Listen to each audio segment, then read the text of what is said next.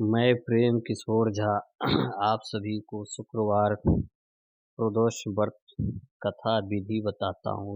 इसको करने से सारी कष्ट बाधाएं सब दूर होते हैं। ये शंकर भगवान और माता पार्वती का पूजा होता है। हर माह में आने वाला प्रदोष व्रत भगवान शिव की कृपा पाने का सबसे बड़ा दिन होता है। शुक्रवार को पड़ने वाला व्रत को शुक्र प्रदोष व्रत कहते हैं। इस दिन किए जाने वाले प्रदोष व्रत से सुख समृद्धि और सौभाग्य का वरदान मिलता है। प्रदोष व्रत की पूजा शाम के समय प्रदोष काल में ही की जाती है। यह प्रदोष सूर्यास्त से लगभग 1 घंटा पहले का समय होता है, जो प्रदोष काल कहलाता है। प्रदोष व्रत के दौरान सुबह और शाम दो बार पूजा की जाती है। इस दिन सुबह सूर्य उदय से पहले उठकर स्नान आदि करके भगवान शिव का ध्यान करें, शिवलिंग का जलाभिषेक करें और पूजा के बाद दिन भर उपवास रखें। इसके बाद शाम में सूर्यास्त से 1 घंटे पहले फिर से स्नान करके प्रदोष काल में शिव जी का पूजा आरंभ करें। प्रेम से बोलिए शंकर भगवान की जय, माता पार्वती की जय।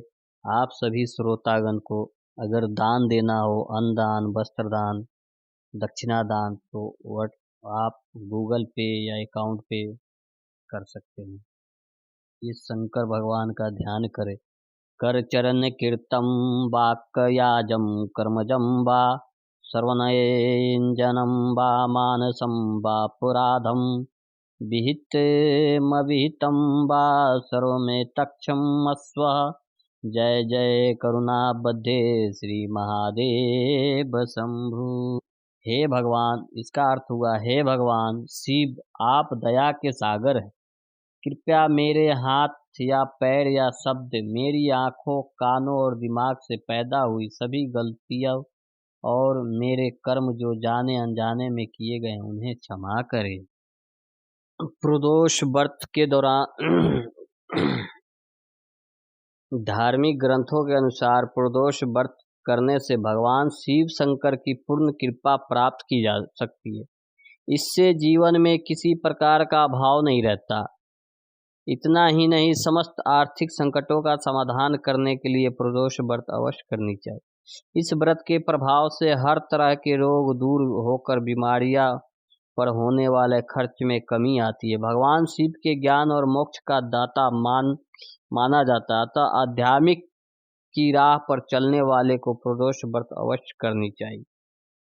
प्रेम से बोली शंकर भगवान की जय, माता पार्वती की जय। कथा सुनिए सभी श्रोतागण ध्यान लगा के। एक नगर में 3 मित्र रहते थे, राजकुमार, ब्राह्मण कुमार और तीसरा धनिक पुत्र। राजकुमार और ब्राह्मण कुमार विवाहित थे। धनिक पुत्र का भी विवाह हो गया था, लेकिन गौना शेष था। एक दिन तीनों मित्र स्त्रियों की चर्चा कर रहे थे। ब्राह्मण कुमार ने स्त्रियों की प्रशंसा करते हुए कहा, नारीहीन घर भूतों का डेरा होता है। धनिक पुत्र ने यह सुना तो तुरंत ही उसने अपने पत्नी को लाने का निश्चय कर लिया। तब वह धनिक पुत्र के माता पिता ने समझाया कि अभी शुक्र देवता डूबे हुए हैं, ऐसे में बहू बेटियों को उनके घर से विदा करवा लाना शुभ नहीं माना जाता। लेकिन धनिक पुत्र ने एक नहीं सुनी और ससुराल पहुंच गया। ससुराल में भी उसे सबने मना किया, लेकिन उसने अपने जिद पे अड़ा रहा और कन्या के माता पिता को उनकी विदाई करनी पड़ी। विदाई के बाद पति पत्नी शहर से निकलते ही थे कि बैलगाड़ी का पहिया निकल गया और बैल की टांग टूट गई।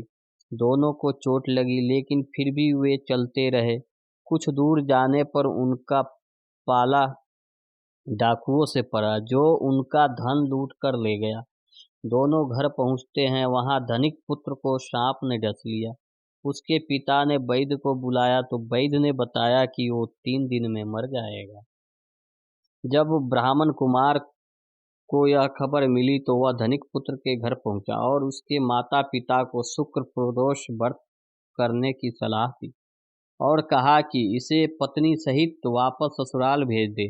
धनिक ने ब्राह्मण कुमार की बात मानी और ससुराल पहुंच गया, जहां उसकी हालत ठीक होती गई। यानी शुक्र प्रदोष के महात्म से सभी घोर कष्ट दूर हो गए।